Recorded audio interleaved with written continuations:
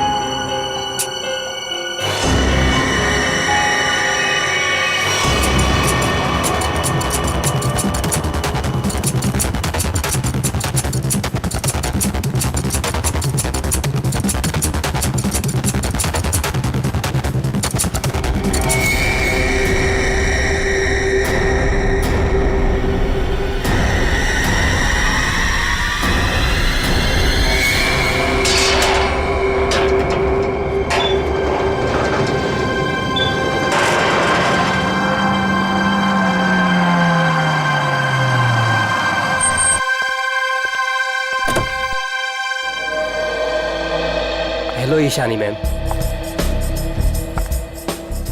Makeup room ready है मेरा। हाँ मैम, जैसा आपको चाहिए बिल्कुल वैसा ही है, और आपका फेवरेट रूम फ्रेशनर भी है। और एक काम करो, डायरेक्टर को जाके बोल दो कि 2 से 3 घंटे तो लगते ही हैं, राइट?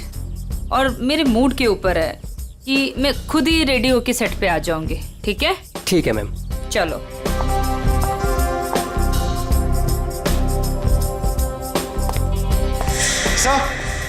सर ईशानी मैडम आ गए हैं। आ गई।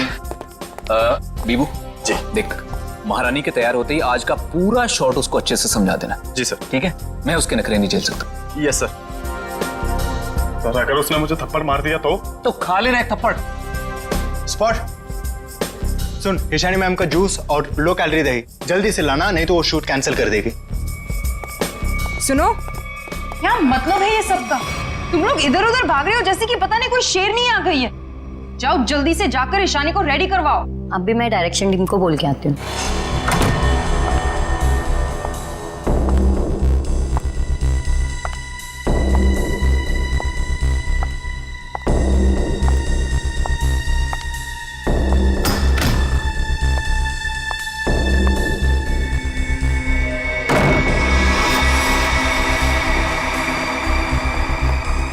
सर, माना कि ईशानी बहुत बड़ी स्टार है, लेकिन हम भी उसके नौकर नहीं है।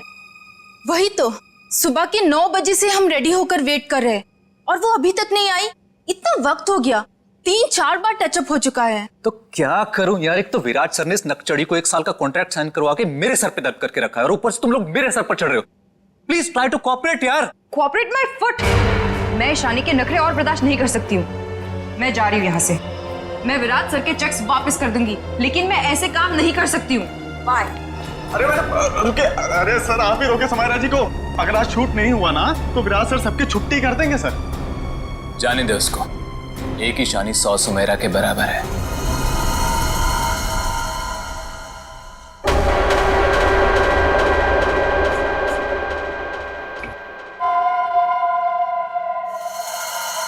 बीबू बहुत देर होगी, देखना कहां पर है, बुला उसको। सर वो सैंडल उतार के मारेगी मेरे मुंह पे। लिख के ले लो, वो वापस नहीं आने वाली है। ईशानी के नखरे ही एक दिन उसे ले डूबेंगे। अरे तू जा, उसको बुला के ले। जा जा, अरे जाना। जा रहा हूं सर।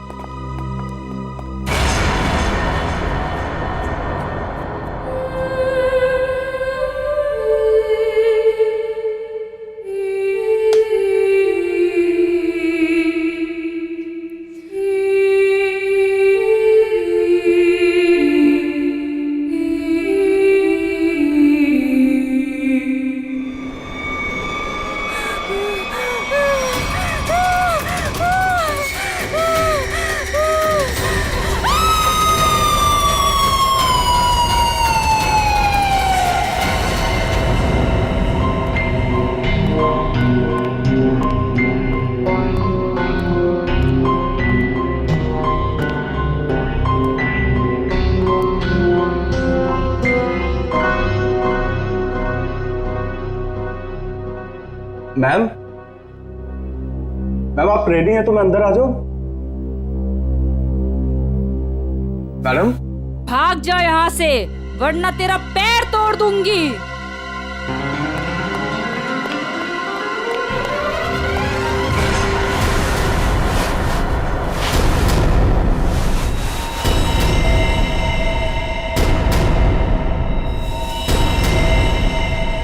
नहीं, उसने कहा भाग जा तो भागकर मेरे पास आ गया, अंदर जाने की हिम्मत नहीं की। उनके बिना बोले मैं अंदर कैसे जाता? आप नहीं जानते सर, गला दबा देती वो मेरा। 3 घंटे से वो तैयार हो रही है, यहाँ शूटिंग का टाइम निकला जा रहा है, तुझे अपने गले की पड़ी है। मैं देखता हूँ, चलकर चलो।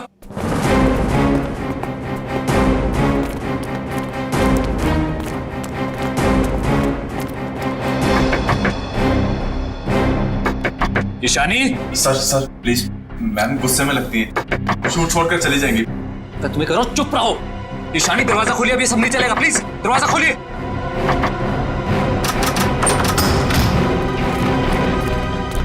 अरे मैम ये हेड क्यों पहनी आपने? ये तो ब्रीफिंग में है ही नहीं। मैम ऐसे बैठे क्यों हैं? क्या अकड़ है इस औरत के अंदर। ईशानी जवाब दो, हमारी तरफ देखो। ईशानी, ईशानी।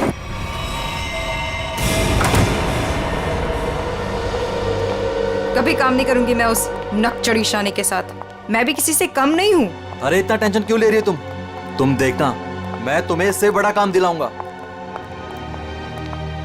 मैं अभी मम्मी को फोन करके बता देती हूँ कि आज मैं लेट आऊंगी।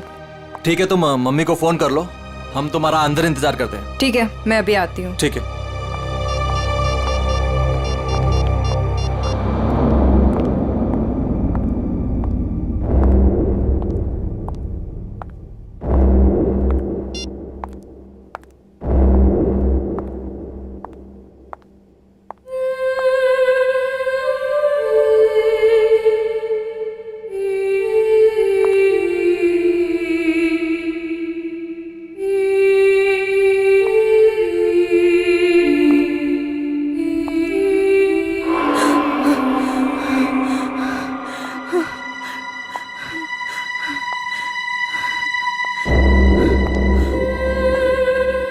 कौन है? सामने आओ। ये हैट, ये यहाँ कैसे?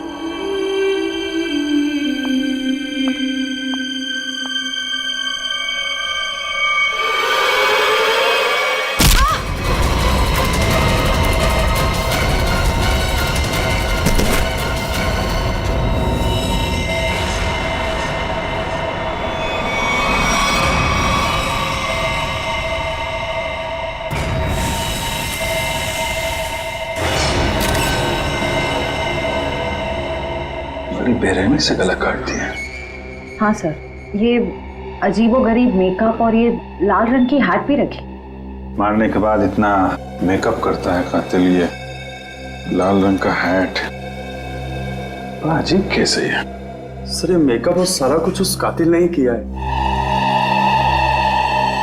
अच्छा, आखिरी बार कौन आया था ईशानी से मिलने? मैं गया था सर वहां पे, लेकिन उन्होंने अंदर से ही बोल दिया कि भाग जाओ वरना तुम्हारी टांगे तोड़ देंगे। टांगे तोड़ दूंगी? क्यों? सर एक्चुअली ईशानी अपनी मर्जी की मालकिन थी और वो अपनी मर्जी से ही शूटिंग पर आती थी। अगर गलती से भी उसको किसी ने कुछ बोल दिया तो कभी भी शूटिंग छोड़कर चली जाती थी। सर इसका मतलब काफी लोग होंगे जो ईशानी को नापसंद करते होंगे। ईशानी, क्या हो गया ईशानी को? किसने किया ये सब? आप कौन है आप? जी ये जो एड शूट हो रही थी ये मेरी एड है, मैं मालिक हूँ इस कंपनी का। ठीक है, इधर आइए थोड़ा। अच्छा बीबू, तुम वापस कितनी देर बाद आए थे प्रीतम और लोगों के साथ? सिर्फ कुछ सेकंड्स में, अगर कहें ज्यादा से ज्यादा बस 1 मिनट। 1 मिनट में? 1 मिनट में इतना सब कुछ किया? सर सर 1 सेकेंड, यहाँ पे एक फिंगरप्रिंट मिला है और बाकी सब कपड़े ठीक है, मगर बस ये तो देखिए सर, ऐसा लग रहा है किसी ने कैंची से काटा है सर।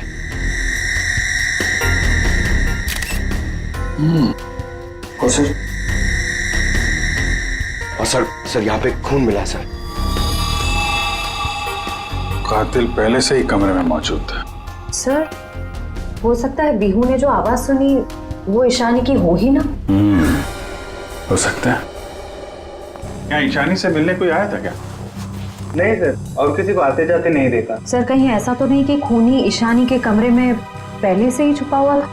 एक्चुअली यही हुआ है। आदमी पहले से छुपा हुआ था, फिर वो खून करता है बेरहमी से, फिर इतना सारा मेकअप लगाता है, चेयर पे बैठाता है और लाल रंग की हैट पहनाता है। सब करने में टाइम तो गया ही होगा।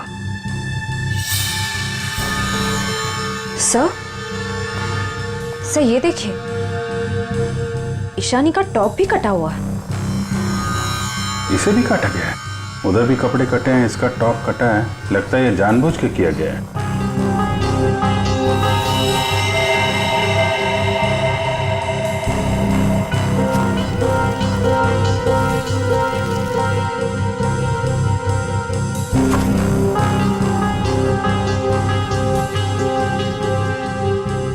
सर ये कॉटन सॉक्स लगता है मेकअप करने में इस्तेमाल किया गया है। वंश, ये सारी चीजें और बॉडी को फोरेंसिक लैब भेजो। तब तक हम लोग जरा बाहर देखते हैं। सर बहुत ही अजीब बात है, किसी ने भी खूनी को आते जाते देखा ही नहीं। आने जाने की तैयारी पहले से कर रखी थी खूनी ने, ना काम किया और निकल भागा। पर सर ऐसी कैसी तैयारी की होगी कि यूनिट के किसी भी मेंबर ने उसे नहीं देखा? इतना हंगामा हो गया यहाँ पे और ये बैठा सो रहा है। जी सर। यहाँ से किसी को आते जाते देखा तुमने? साहब मैं तो अभी 5 मिनट पहले ही आया हूँ। 5 मिनट पहले? ये शूटिंग का टेम्पो है ना? हाँ साहब, ये शूटिंग का ही टेम्पो है। तो ये टेम्पो अभी बाहर कब गया था? साहब यही कोई 1:30-2 बजे के आसपास। 1:30-2 बजे? सर उसी दौरान तो ईशानी का खून हुआ था। जब टेम्पो बाहर गया था तुम्हारे साथ कोई और भी था? नहीं। अच्छा, पीछे कोई बैठ कर गया था, तुमने किसी को आसपास देखा? मैडम पीछे तो सामान रहता है, अब पीछे कोई बैठा हो तो मैंने नहीं देखा। इससे अच्छा तरीका और क्या हो सकता है खूनी के यहाँ से निकलने का?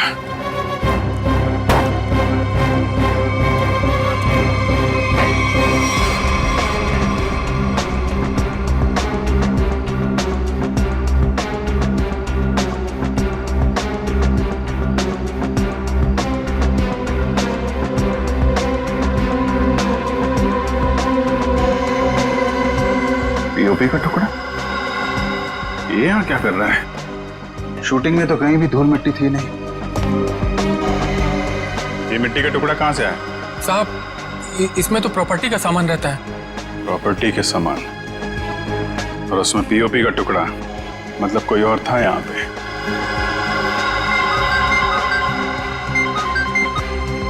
हेलो, क्या? कहाँ पे?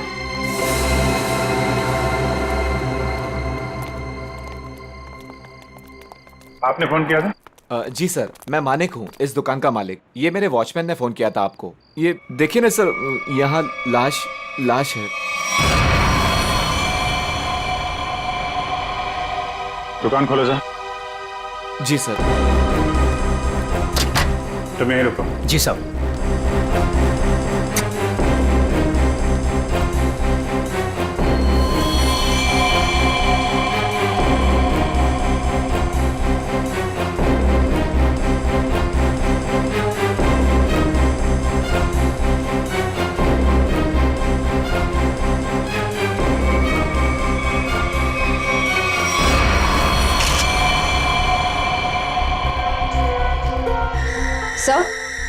सर इसे भी बिल्कुल ईशानी की तरह मारा गया है।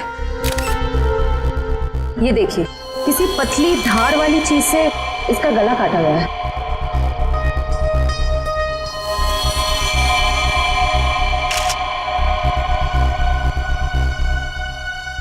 सर ये देखिए, इसका टॉप भी वैसे ही काटा गया है। इसका मेकअप निकालो, देखो कौन है ये। Yes sir. ये लाश दुकान में आई कैसे? सर मुझे नहीं मालूम। दुकान तो बंद थी ना, आपने ताला खोला है, तो ये क्या लाश अपने आप आ गई यहाँ पे? सर मैं क्या बताऊं, ये सब कैसे हुआ? ये लाल टोपी और इसके कपड़े भी मेरी दुकान की नहीं है, और मैं इस लड़की को तो पहली बार देख रहा हूँ। सर मेकअप निकल गया। ये तो समायरा है ना? इसकी भी मॉडलिंग वाली फोटो हमने देखी थी वहां पे। हाँ सर। ये दुकान की चाबी आपके अलावा किसके पास रहती है? मेरी पत्नी सोनाली के पास, लेकिन वो तो पटना गई हुई है। अच्छा,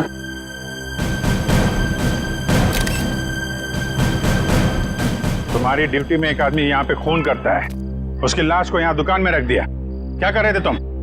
कुछ देखा नहीं तुमने? देखा ना साहब, पर वो खूनी है ये कैसे पता चलता? हाँ? कैसा था वो? था नहीं साहब, थी। वो एक औरत थी, उसे मैंने जाते हुए पीछे से देखा था। उसने लाल रंग का कोट पहन रखा था, उसके बाल लंबे थे और उसने सर पे एक लाल टोपी पहन रखी थी। और हाँ साहब, उसने डस्टबिन में कुछ डाला था।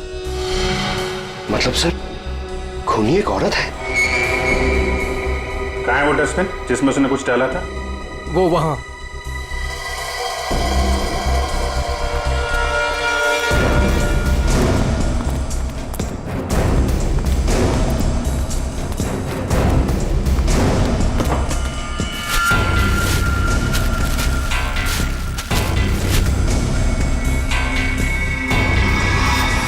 तो ये तो फिशिंग का सामान है, मछली पकड़ने का कांटा वाटा। सर ये तंगूस पे खून लगा है।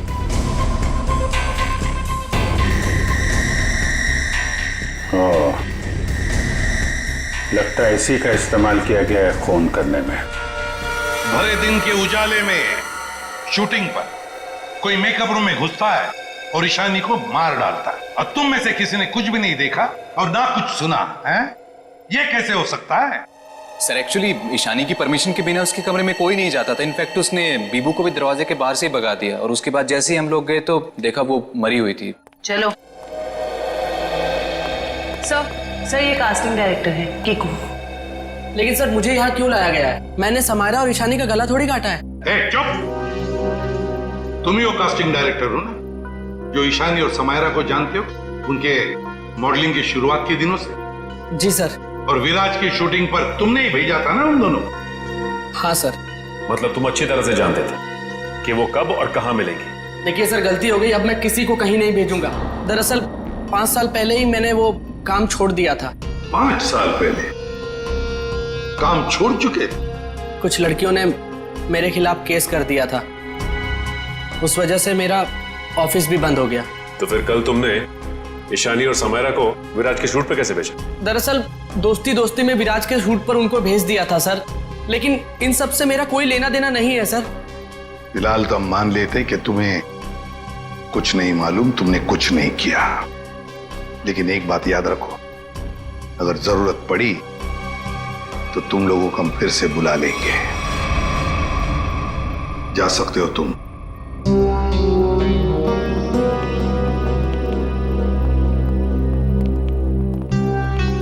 इन तीनों पे कड़ी नजर रखनी पड़ेगी। देखो वो कहां कहां जाते हैं, किस किस से मिलते हैं, क्या क्या करते हैं। सर लेकिन खूनी तो एक लड़की है ना? हाँ, खूनी तो लड़की है, लेकिन खून करने में किसी लड़के का भी तो इस्तेमाल हो सकता है। समायरा और ईशानी दोनों मॉडल्स थी, मॉडल। लाल टोपी, मारने के बाद सफेद रंग का अजीब मेकअप, मारने के लिए फिशिंग का सामान, और फिर उन दोनों खून में सब कुछ बिल्कुल एक जैसा। तो एक बात समझ में नहीं आई कि खूनी ने ये मछली पकड़ने का सामान क्यों इस्तेमाल किया खून करने के लिए? सर बहुत ही अजीब है ये खूनी, और एक ही दिन में 2 मॉडल्स को मार डाला इसने। पता लगाना पड़ेगा कि समायरा और ईशानी दोनों मॉडलिंग के अलावा और कुछ करते थे, या मॉडलिंग करने से पहले क्या करती थी। इन दोनों के बीच में कोई संबंध तो नहीं था, पता लगाना पड़ेगा।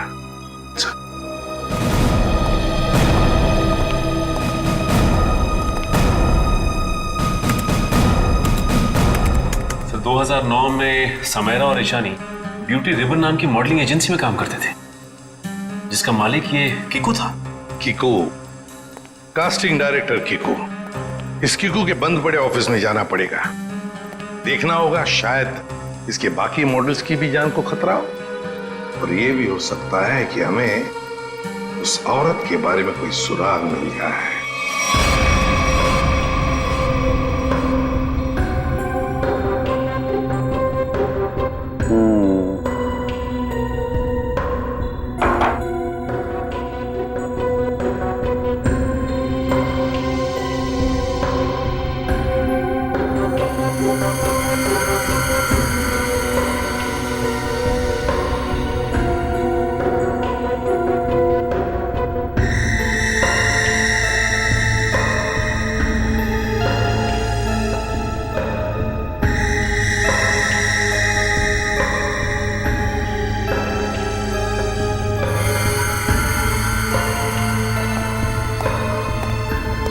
सर हमारा शक बिल्कुल सही निकला। खून करने के लिए इस्तेमाल किया गया ये हथियार एक खास तरह का फिशिंग किट ही है।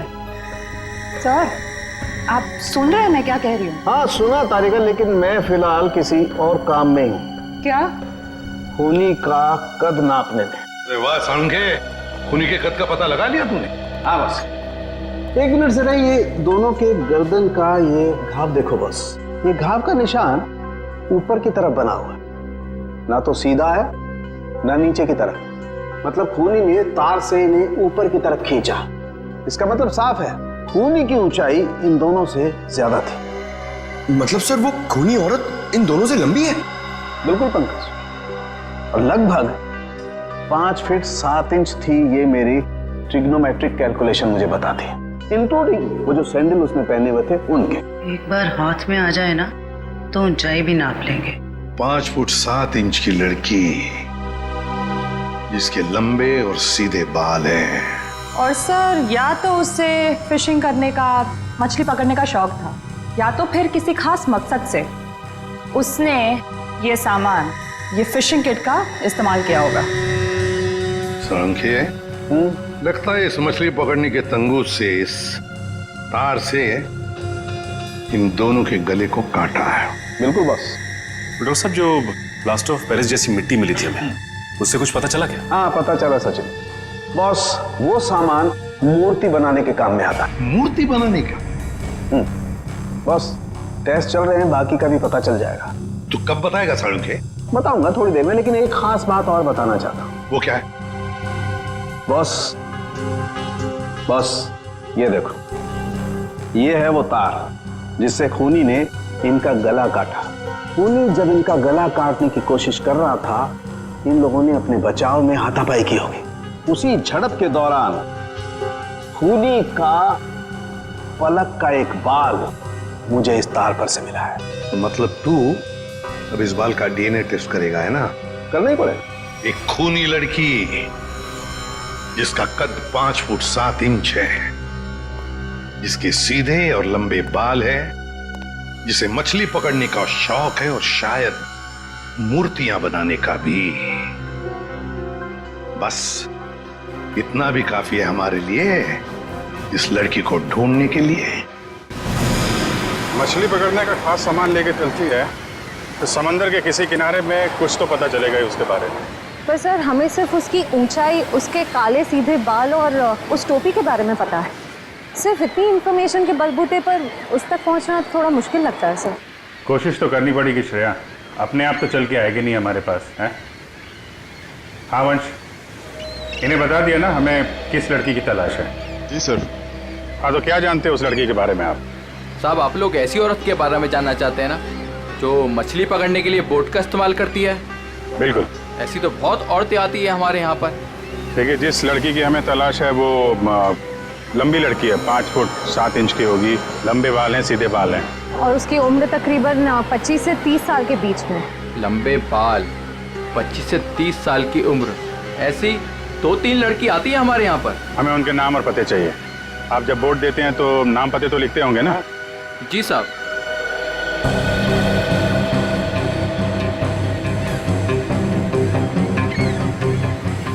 ये तीनों लड़कियां आती हैं 5-6 महीने से हमारे यहाँ पर अपने कुछ दोस्तों के साथ। केशा, एनी, शिखा। केशा, एनी और शिखा। मिलना पड़ेगा इन तीनों लड़कियों से, देखते हैं इनमें से कौन है वो लाल टोपी वाली लड़की। सर कीकू जी ने टैक्स की चोरी की थी और कुछ लड़कियों के पेमेंट ना देने की वजह से इनकी शिकायत की थी, इसीलिए ऑफिस बंद हो गया। और इनका कोई क्रिमिनल रिकॉर्ड भी नहीं है सर। उसका खून हुआ है वो 2008 में किकुजी की एजेंसी से ही लॉन्च हुई थी, इसलिए ये अभी शक के घेरे में है। विराज, तुम ये बताओ कि तुमने तो किकुजी के साथ और उन मॉडल्स के साथ काम किया था, तो तुम्हें कभी लगा कि वो मॉडल्स किसी मुसीबत में है या फिर किकुजी के काम में कोई गड़बड़ है? मैं ईशानी और समायरा के साथ पहली बार काम कर रहा था, और जहाँ तक किकुजी की बात है तो पैसों के लेन देन में धांधली के अलावा इनमें दूसरी कोई कमी नहीं है। सर, इन तीनों मॉडल्स के कद, रंग और बाल खूनी से कुछ हद तक मिलते जुलते हैं। एक काम करो, इन सबसे पूछताछ करो कि मॉडलिंग के अलावा ये लोग क्या काम करते हैं, क्योंकि इंफॉर्मेशन ये है कि आजकल इनमें से कहीं मॉडलिंग नहीं करती।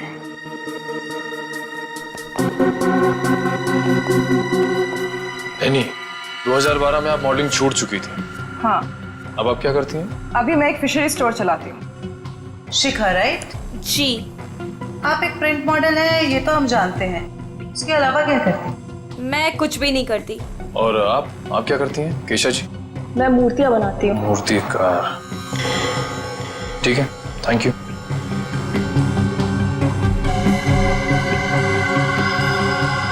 तो बिल्कुल खूनी की प्रोफाइल जैसा है। कंपनी का नाम रेड इंक।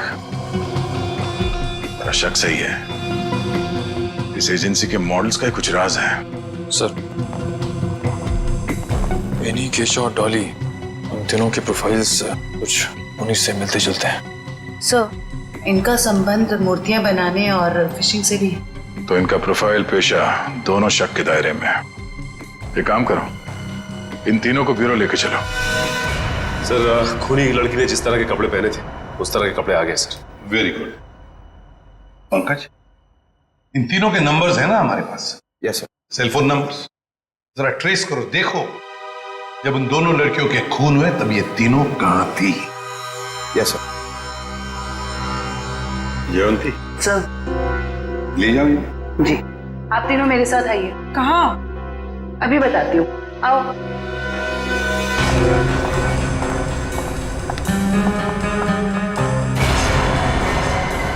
अरे साहब, ये तो वही कपड़े और टोपी है जो मैंने उस रात उस औरत को पहने हुए देखा था। तो फिर अब जरा ध्यान से देखो इसे। क्या ये वही लड़की है, वही औरत है जो उस रात खून कर रही थी? सर, मैंने उस औरत का चेहरा सामने से नहीं देखा था, उसे जाते हुए मैंने पीछे से देखा था। जाते हुए देखा? जी सर। ठीक है, केशा जरा वहां तक चल के दिखाओ। सर, ये कैसी जांच है आपकी? जितना कहा है उतना ही करो।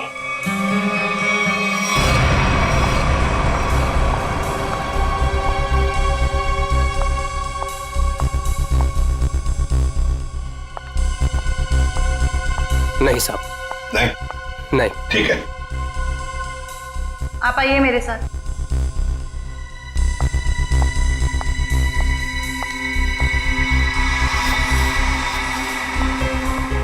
रुको, वहां तक वॉक करके आओ।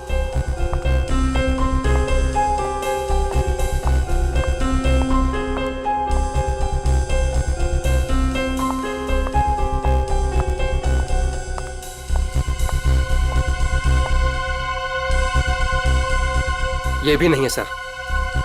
आइए।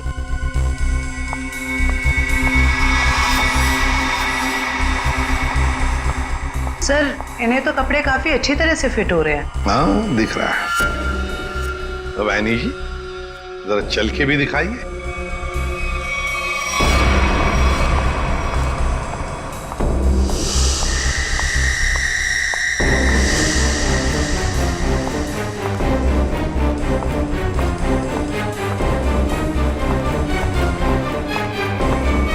यही है सर, बिल्कुल यही है सर।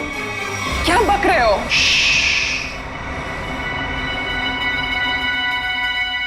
सर, जिस वक्त समायरा का खून हुआ था, आनी का फोन उसी एरिया में था। सुना है नहीं? उसी इलाके में था तुम्हारा फोन जिस वक्त ईशानी और समायरा का खून हुआ था। तुम जा सकते हो। और मैं? आपको तो रुकना ही पड़ेगा। सर, मैं क्यों नहीं जा सकती? वो इसलिए कि खूनी की चाल और तुम्हारी चाल बिल्कुल वही है। और तो और सबसे बड़ी बात कि तुम्हारा फोन उसी इलाके में मिला जहां पर इन दोनों लड़कियों का खून हुआ। सर इन सब का क्या मतलब है? I mean, दो लोग एक जैसे दिख सकते हैं ना? और फिर वॉचमैन ने ऐसा तो नहीं कहा कि मेरा चेहरा खूनी के चेहरे से मिलता है। लेकिन जिस वक्त खून हुआ उस वक्त तुम्हारे मोबाइल की लोकेशन भी वही की बता रही है, और ये सब कुछ इत्तेफाक तो नहीं हो सकता। सर उस वक्त सैकड़ों लोग उस एरिया में थे, तो क्या सब खूनी है? बस बस, बहुत बोल दिया। बताओ क्यों किया खून ईशानी और समायरा का? सर आप मुझ पे दो खून का आरोप लगा रहे हो, मैंने कुछ नहीं किया ऐसा। अभी तो सिर्फ आरोप लगाया है, सजा मिलनी तो अभी बाकी है। सजा? जी सजा, खून की सजा फांसी। सर मैंने कुछ नहीं किया ऐसा, मैं बताती हूँ सर। बताओ। पर मेरी एक शर्त है। ये लो, इनकी एक शर्त भी है। चलो बताओ क्या शर्त है? सर मुझे 50 लाख रुपए चाहिए। 50 लाख रुपये? हाँ। चलो दे दिए। अरे लेकिन तुम पैसों का क्या करोगी? तुम्हें तो सजा होने वाली है। आप वो सब छोड़िए, मैं आपको बता रही हूँ ना, मैंने कुछ नहीं किया। सर मैं तो सिर्फ उसे जानती हूँ जो खूनी को जानता है। और वो है शिखा। शिखा? तुम इतने यकीन के साथ कैसे कह सकती हो? आप लोग पता कर सकते हैं ना? हाँ वो तो हम पता करेंगे। सर मेरे पैसे? पैसे? कौन से पैसे? सर अभी आपने बताया आप देंगे। कब? नहीं सर, मैंने तो कुछ नहीं सुना। कब कहा? सर ये सरासर धोखा है। नहीं यानी जी हम कभी धोखा नहीं करते। हाँ धोखा जरूर करते हैं जब कोई कानून के साथ खिलवाड़ करता है, तब कभी कभी सीआईडी वाले धोखा देते हैं। ले जाओ इसे। सीआईडी फिर से? अब क्या कर दिया मैंने? आपने क्या किया है क्या नहीं ये तो हम पता लगा लेंगे, लेकिन आप एक नंबर के झूठे हैं ये पता चल चुका है। क्या मतलब है आपका? आपने कहा आप समायरा को नहीं जानते? 2009 में समायरा ने आपकी कंपनी रेडिंग के लिए मॉडलिंग की थी, सच है? रेडिंग? इसे कैसे ढूंढ लिया आपने? हमें पता चल चुका है। 2009 के रेडिंग के फोटोशूट कैंपेन में ईशानी और समायरा दोनों ने मॉडलिंग की थी, है ना? मैम ये कंपनी मेरे नाम पे तो थी, लेकिन मैं इस कंपनी का मामूली सा छोटा सा पार्टनर था। आप इस कंपनी के असली मालिक से क्यों नहीं पूछते? असली मालिक कौन है? चैताली। आप उससे क्यों नहीं पूछते? चैताली? केस में पहली बार ये नाम आया। कहाँ रहती है वो? ये नहीं हो सकता, ये नहीं हो सकता। अगर सीआईडी को सच का पता चल गया तो बहुत बुरा हाल होगा मेरा।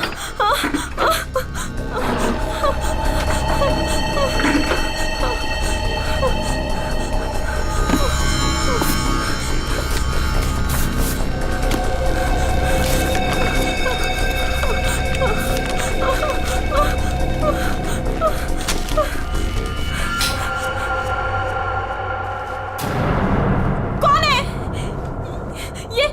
ये लाइट क्यों बंद कर दी? ये लाइट्स किसने ऑफ की?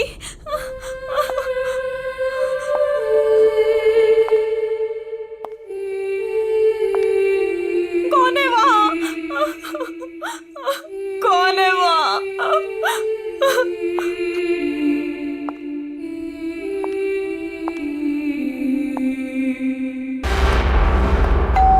ये शिखा सच्चाई बता क्यों नहीं देती?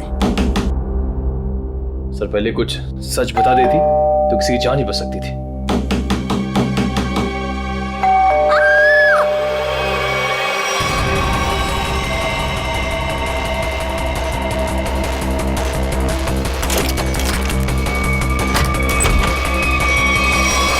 शिखा, शिखा, शिखा, बचाओ!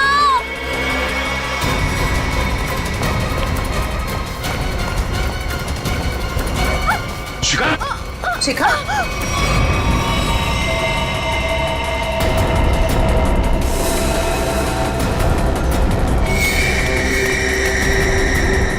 नस कटी नहीं है। इशिता जल्दी एम्बुलेंस को बुलाओ, जल्दी। भाग गई, कोई बात नहीं, बच के जाएगी कहाँ? सर को जलाने की कोशिश भी की गई है। Oh no. शिखा,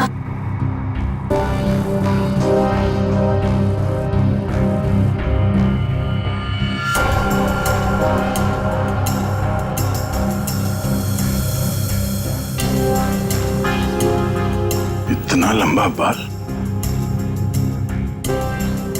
ये शिखा का तो नहीं हो सकता। ओह, तो भागते भागते बाल छोड़ गई। देखते हैं कहां तक भागती है ये। आइए सर।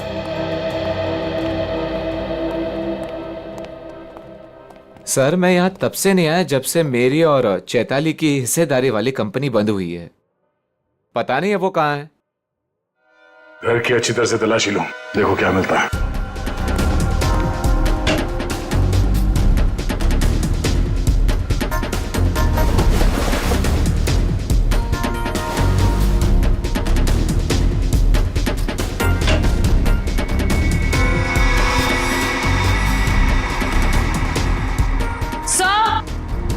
आ जाना थी। सर ये देखिए,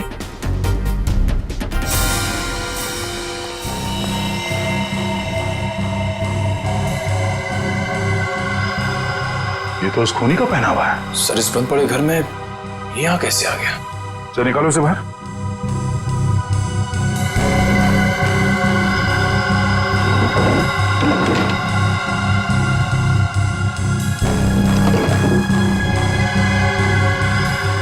नो, ये चक्कर है। सारंगे, शिखा के घर की खिड़की से हमें एक बाल मिला। जरा मैच करके देख पलक के बाल से। ये रहा वो बाल सर, उस खूनी लड़की का बाल। बॉस, ये बाल हमारे किसी काम का नहीं, बेकार सबूत है। क्या मतलब? मतलब ये बॉस के खूनी के पलक का डीएनए रिपोर्ट आ चुका है। तो खूनी कोई लड़की नहीं, खूनी एक आदमी है। एक आदमी है जिसकी उम्र 40 से 45 साल। ये टोपी, लंबे बाल, सैंडल, ये सब धोखा है। तो मतलब खूनी कोई लड़की नहीं, बल्कि लड़की की भेष में आदमी है। ऐसा क्यों किया उसने? लड़की के भेष में क्यों? खून करने के और भी आसान तरीके थे उसके पास। लगता है ये खूनी कोई सरफिरा है। खूनी कोई सरफिरा नहीं, शैतान दिमाग का आदमी है ये, शैतान दिमाग का। सोच समझ के सब कुछ कर रहा है ये। एक काम करते हैं, जितने भी लोगों पर शक है ना, सबको यहां बुला लो, सबका डीएनए टेस्ट करते हैं। आप बताते क्यों नहीं कि हम सब लोगों को यहाँ पर क्यों लेकर आए हैं? ऐसी जगह लाए कि हमारा कोई टेस्ट होने वाला है। और आप लोगों को हम सब पे शक है कि हमने खून किया है। लगता है हम सब बिना जुर्म के सजा भुगतने वाले हैं। बस बहुत हो गया। खूनी को ढूंढने का हमारे पास यही एक रास्ता है। और वैसे खूनी का बहुत ही खास सुराग मिला है हमें। डॉक्टर साहब बिल्कुल ठीक है। दरअसल क्या है, खूनी चाहे कितना भी होशियार हो, कितना भी चालबाज हो, कोई ना कोई क्लू हम लोगों के लिए छोड़ जाता है। और इस बार भी खूनी एक क्लू छोड़ गया है, और वो क्लू है पलक का एक बाल। देखिए, मैं ऑडिशंस लेता हूँ, लड़कियां सजती हैं, संवरती हैं, अपनी पलकों को भी सजाती हैं, तो इन सब से हमारा क्या लेना देना? तुम्हें बड़ा यकीन है कि खूनी एक लड़की ही है? सबको मालूम है कि लंबे बालों वाली लड़की सबको मारती फिर रही है। और आप? लेकिन हमें जांच तो पूरी करनी पड़ेगी ना। सर हमें करना क्या पड़ेगा सर? ज्यादा कुछ नहीं, आप में से हर किसी को अपने पलक का एक बाल देना होगा, और जिसका डीएनए हम उस खूनी के डीएनए से मैच करके देखेंगे। और वैसे भी जब आप लोगों ने कुछ किया ही नहीं है तो डरने की तो कोई बात ही नहीं है। जयवंती, देखिए आ जाओ। चलो जाओ।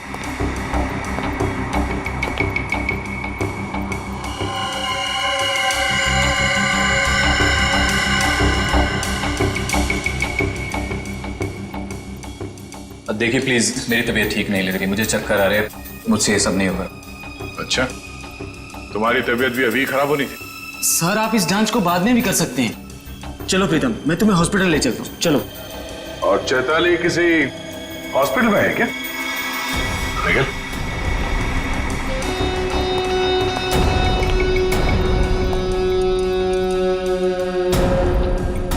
सही कह रहा हूं ना मैं?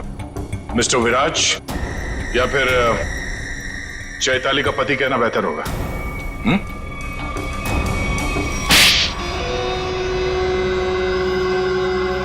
चैताली कहाँ है बताओ। चैताली अब इस दुनिया में नहीं है, और जिनकी वजह से वो इस दुनिया में नहीं है, मैंने उन सबको, समायरा और ईशानी, उन दोनों को भी चैताली के पास पहुंचा दिया। और जिस लड़की शिखा को आपने बचाया है, मैं उसे भी नहीं छोड़ूंगा। तुम सीआईडी के सामने किसी को जान से मारने की धमकी दे रहे हो मिस्टर विराज, बड़ी हिम्मत है। तुम्हारे घर में हमें पता चल गया था कि सारे खून के पीछे तुम्हारा ही हाथ है, और अब डीएनए टेस्ट से प्रूव भी हो जाएगा, लेकिन हम तुम्हारे मुंह से सुनना चाहते हैं। मैं तो अपनी बीवी को इंसाफ दिलाना चाहता था, बस शिखा, समायरा और ईशानी, ये तीनों मेरी बीवी की खुदकुशी की जिम्मेदार थी। पर ये बात मुझे 5 साल बाद पता चली। इतने सालों बाद तुम्हें कैसे पता चला कि ये तीनों तुम्हारी बीवी के मौत के जिम्मेदार है? ये 2009 की बात है। चैताली ने द रेड इंक कंपनी में पैसा लगाया था, और ये तीनों लड़कियां उसके बराबर की पार्टनर थी। माणिक तो बस नाम का पार्टनर था इनके बीच। मैं उस वक्त यूके में था और इन तीनों लड़कियों को जानता भी नहीं था। लेकिन जब इनकी कंपनी नुकसान में चली गई, तो इन तीनों ने मेरी बीवी को कर्जे और बकायेदारों से लड़ने के लिए अकेला छोड़ दिया और उसे मरने पर मजबूर किया। और जब तक मैं उसके पास पहुंचता, उसने फांसी लगाकर खुदकुशी कर ली। मैंने एक औरत का वेश बनाया और अपना बदला लेना शुरू किया, ताकि आप लोग ये सोचते रह जाएं कि खूनी एक औरत थी। शिखा के घर जो जलाया था वो एक सबूत था, उसको मुझ पे शक हो गया था। माना कि उन तीनों की वजह से तुम्हारी बीवी अब इस दुनिया में नहीं रही। तुम कानून की मदद ले सकते थे, लेकिन तुमने ऐसा नहीं किया। अपनी बीवी की मौत का बदला लेने के लिए तुम खून करने लगे। अब तुम्हें फांसी से कोई नहीं बचा सकता।